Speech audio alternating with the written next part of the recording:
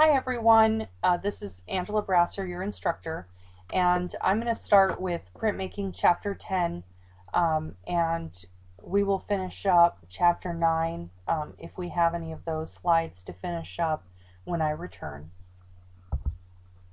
Make sure that you finish the Chapter 9 worksheet and the Chapter 10 worksheet for when I return, and you can see this video as well as any other videos that I post at youtube.com/ECTC Studio Art.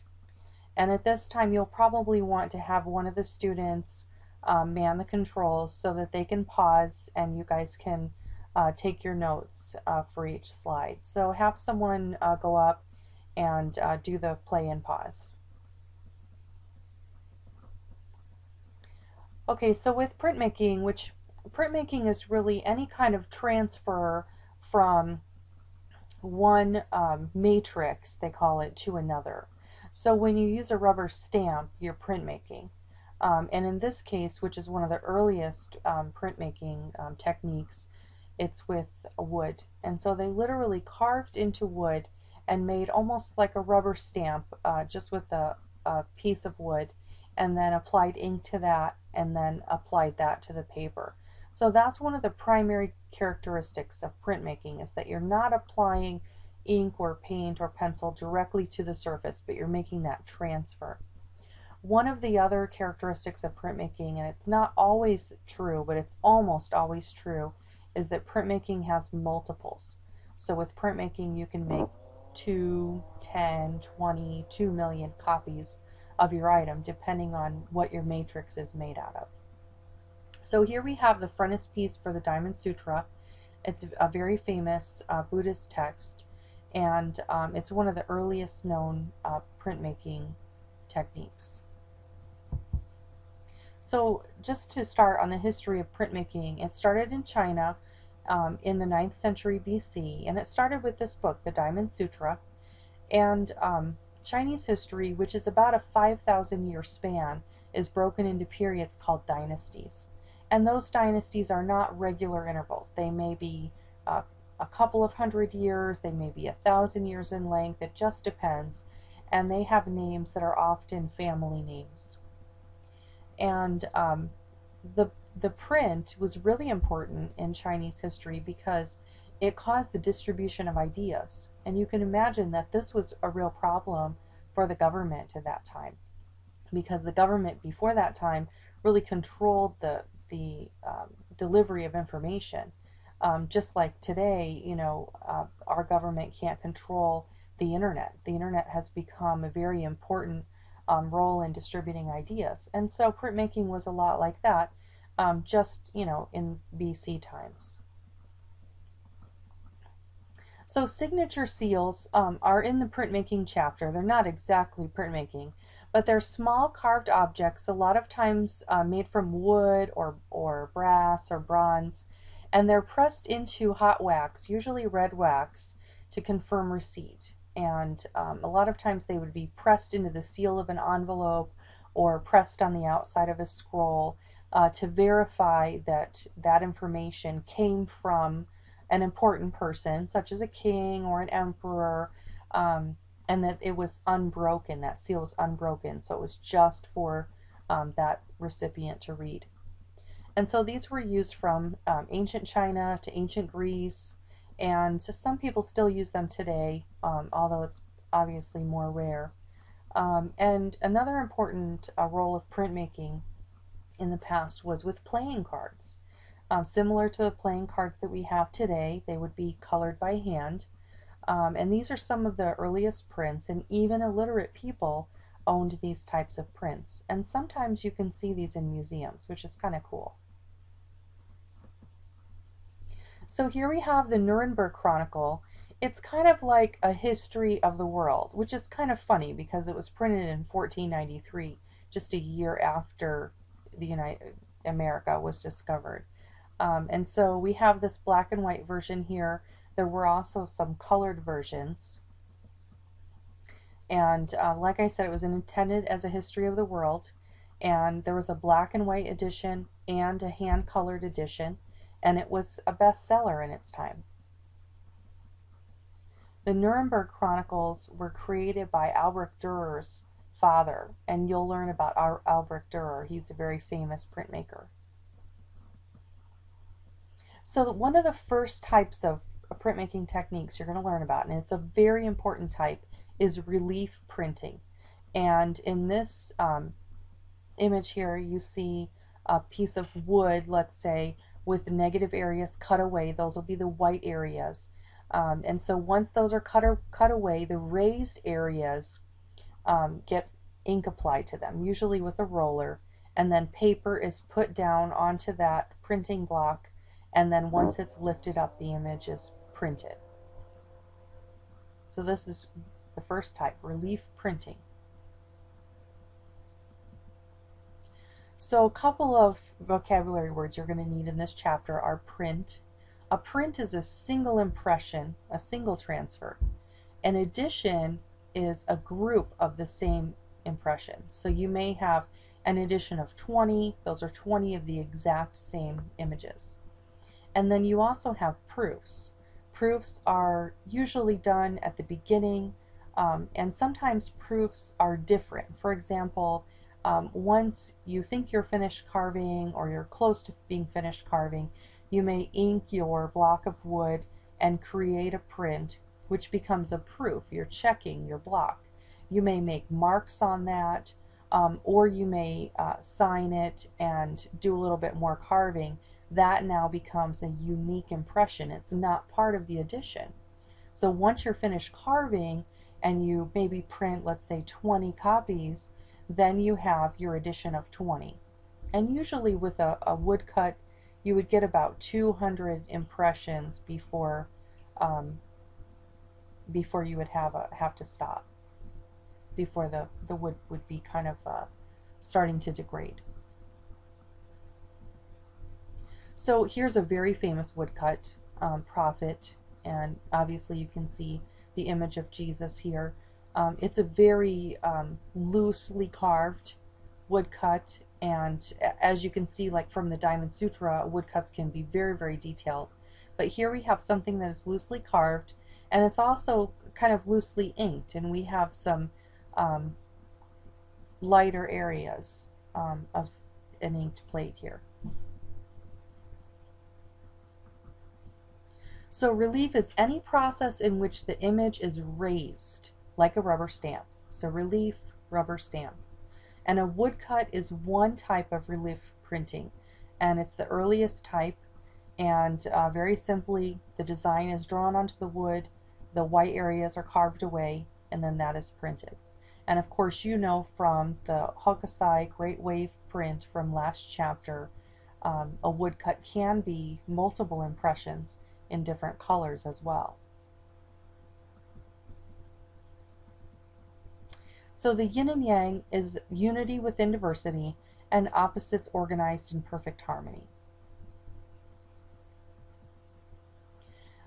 A lot of printmaking techniques, because they begin in Asia, we cover Nishiki-e prints, which are brocade pictures. And these images resemble brocade fabrics, which is where they get their name. And what happened was the government had a monopoly on the printing of calendars. So imagine that for a moment. That's not possible for our society today. So we really have to think about this. We have calendars in our phones, in our computers, on the internet. It wouldn't be possible for the government to control calendars. But imagine if they could control that. You have to have access to a calendar to figure out when your work schedule is, to figure out when your classes are, maybe when you have a wedding planned or some kind of an event, you're going to a concert. We all pay attention to calendars on some level, you know, obviously some of us more than others. And so imagine if you could only get a calendar if you paid the government. That would be a source of revenue for them, and that would be a very important revenue because all of us need a calendar on some level. So artists wanted to create beautiful calendars, and they had to disguise their efforts because they weren't allowed to create calendars. They were taking revenue from the government. So symbols for the months were introduced into the composition very subtly, and this was a way of marking time. So here's an example of this brocade picture, and you can see the pattern, remember rhythm and repetition, in the brocade garment here. And this is Utamaro, a very famous Japanese printmaker. This is a great series of 3 prints by Utamaro of his studio, and I love artworks like this because they really give us a glimpse into the past. So here we have women working, which is very interesting. We're looking at, 1790, so it's interesting to see women at work here. We have women in the first image putting sizing on paper, hanging paper to dry. Then we have women in the center carving, and then we have women in the final image carrying tea, presumably to a client or to the artist himself, and we have women looking over the final proof or print. Here we have Vincent van Gogh, a very unusual painting of his, inspired by Asia, and this was happening in the 1800s. Cassatt was inspired by Asia, specifically Japan, as well as many other artists.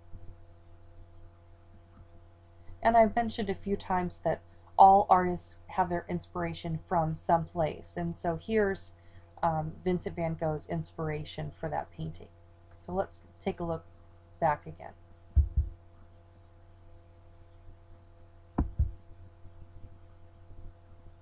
And there's some story in your book that you might want to check out about the symbolism of the lily pads, the frogs. So here we have Utamaro again, shaving a boy's head. You can see the patterns and the very flatness of this print. And this was really attractive to some artists in Europe. In fact, you can see here, Mary Cassatt usually was a painter, I've mentioned. We saw her doing pastels in the last chapter. And here she is doing the bath, clearly inspired by this print by Utamaro. She has the flatness, the hairstyle, the pattern on the dress, the similar pose. And so clearly she was inspired by Japanese prints. So wood engraving. This is also going to be a relief type print. It's just another type of relief print, is a wood engraving. And with wood engraving, they call it a white line technique because they're literally carving what is going to be white lines into the wood.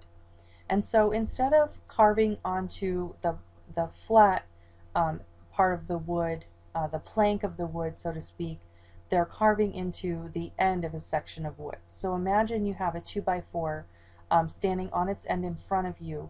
You would be carving on that end of the wood, the small end. And so again, the ink cannot get into the carved lines of the wood. And the great thing about wood engraving is the grain doesn't get into the way. When you're carving a woodcut, you have to think about that wood grain and how it might splinter as you cut it. Whereas with wood engraving, you can get very, very detailed prints. So here you have an image that you may have just passed over in your book if you hadn't known it was a wood engraving, and it's reminiscent of our money, which of course is not today printed with wood plates, but certainly could have been in the past. And you can see the very fine detail, the more carving that you have in the center there, the whiter it is, the less carving you have in these dark areas, the more ink was picked up by the wood. Another type of relief print is the lino cut. And the lino cut is the same as a woodcut, except it uses linoleum. And yes, it's the same kind of linoleum that you have in your home, except it doesn't have a texture or a gloss to it. So it's just a very plain gray linoleum. It's softer than wood, it's easier to cut, and there's no grain to worry about. And another vocabulary word I want to mention at this time is registration. I talked about it with the Hokusai print. where you have different plates with different colors, so different pieces of wood with different colors, or in this case, different pieces of linoleum with different colors, different carvings. Each would be inked with a different color, and as they were pressed down onto the paper, they would have different, um, they may be set differently, so you want to line them up perfectly. So if you're printing 5 colors, each time you make that print, you have to line it up perfectly, so you have good registration, is what that's called. While I'm thinking about it, if you do have questions, just note those down in your margin, and when I return, I'll make sure that I answer your questions. So as you're watching this video, or if it turns out to be multiple videos, just make sure that you make some questions, some notes in your margin. And remember, if you have the question, there are probably several other people that have the same exact question. So please do mark those questions down. So don't hold it against this hideous print here. Lino cut does not have to be this ugly. It just so happens that this is the image that your artist chose. But a lino cut, just like a wood cut, can be very detailed or very basic. It can have one color or it can have multiple colors. Okay, so now we're going into intaglio. It's not intaglio, it's intaglio. So this is number 2. So number 1 was relief printing. Number 2 is intaglio. And what I want you to remember most about intaglio is that it uses a metal plate. So intaglio always has a metal plate. The other thing I want you to remember about intaglio is it's the opposite of relief printing. So the ink goes down in the grooves, and that is the ink that is picked up. So if you look at the diagram here, you have these cut grooves that are cut into the plate in various types of methods, and then you have the ink that's spread on top of the plate, and then in the middle diagram here, all of that ink is wiped away except the ink in the grooves. And then in the third image, you put that paper, and the paper is moistened and put into a very heavy press, and so that press pushes that wet paper into the grooves and it picks up that ink. So intaglio, metal plate, and the ink goes into the grooves. So some more vocabulary here for you. Not all of it you're going to need.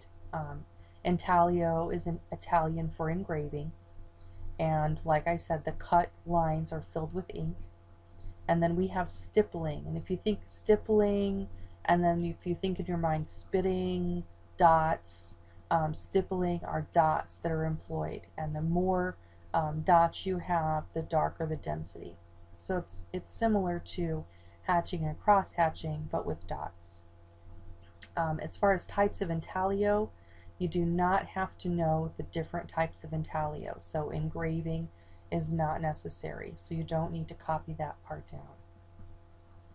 More intaglio, again, you do not need to know these types of intaglio.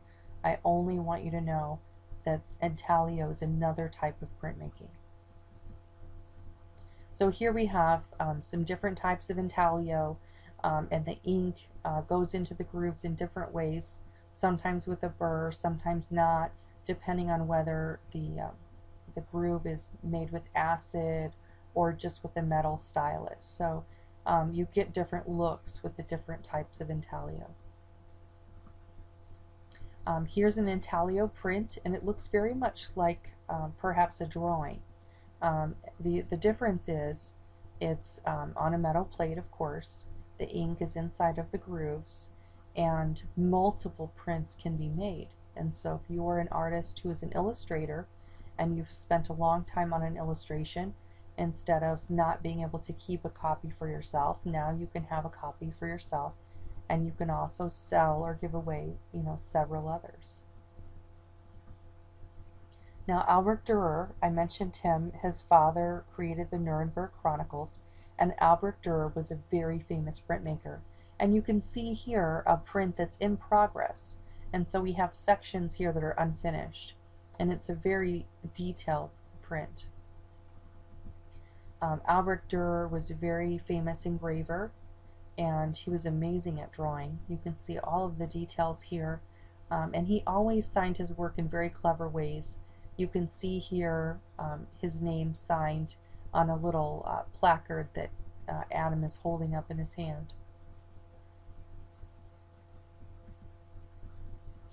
Here's also an engraving, an etching, excuse me, by Rembrandt van Rijn. And Rembrandt, also a very famous artist, of course. Yes, the toothpaste is named after Rembrandt. And many illustrators are also printmakers. It's a natural move from illustration or drawing to printmaking because printmaking employs many, many drawing techniques, which is why it follows the drawing chapter. Here we have Kathy Kollwitz. We saw her in the drawing chapter with charcoal, and here she is creating an etching, Woman and Child in Death, and you can see the expression there, and that's one of the hallmarks of Kathy Kollwitz's work, is she was very expressive with her emotions in her work. Mary Cassatt. We've seen her already in this chapter, and here she is again with a drive point, which is just a different type of intaglio. It has a softer line. Mezzotint and aquatint are types of intaglio, but you don't need to know anything beyond that. Here's a mezzotint, and if you just were seeing it in an art book, you may pass it up, but mezzotint really is a ton of work. This person back in 1658, before there was spray paint, had to find some way to have stippling paint go onto the surface to protect it from the acid, and the darkest areas here were dipped into the acid most. The lightest areas were dipped into the acid the least, and they were protected by an asphalt-like surface. And I'm sure in 1658 that was very difficult to remove. These days, of course, we have chemicals to do that. So it was really an enormous amount of work.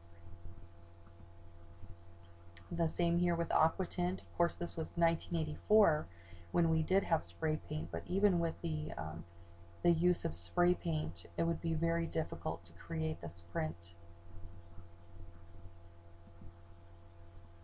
So now we're on to the third type. We've had relief printing, then we had intaglio printing, and now we're moving on to lithography. And if you think about it, litho, meaning stone, is the basis for lithography. So it's a planographic, a flat stone, often limestone, and a greasy crayon is used to draw the image, and then the surface is prepared with water, and of course the water is repelled by that greasy crayon. Oil-based ink is then rolled onto the surface, and it's repelled by the water, and it only sticks to that crayon. Then a piece of paper is laid on top of the stone, and it's usually run through a press, and then it's almost the effect of a photocopy, except lithography was created far before the Xerox machine. So here we have 1834 of the lithograph.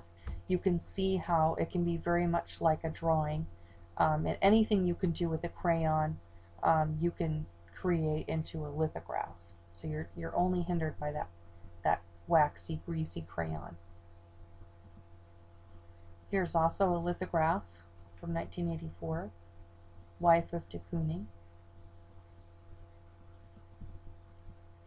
And there are works in progress. I'm not going to emphasize this chapter, but I just wanted to note them.